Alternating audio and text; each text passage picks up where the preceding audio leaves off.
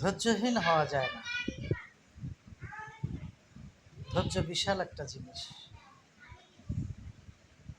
ধৈর্য মানুষকে মহৎ করে। ধৈর্য মানুষের কল্যাণ আনয়ন করে। আর অধৈর্য হলে বিপর্যয় এসে যায়। তাই আমি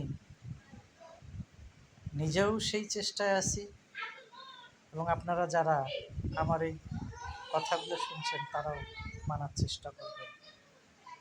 আগ বাড়িয়ে কোনো সিদ্ধান্ত নেবেন না, ব্যক্তিগত সিদ্ধান্ত কারোর উপর চাপিয়ে দেবেন না, এবং অন্যের কথার মূল্য দেওয়ার চেষ্টা করবেন এবং তার প্রতি আস্থা রাখবেন, এবং ধৈর্যশীলদের সঙ্গে থাকবেন, ধৈর্য সহকারে থাকবেন। পরিস্থিতি দেখে শুনে বুঝে কথা বলবেন।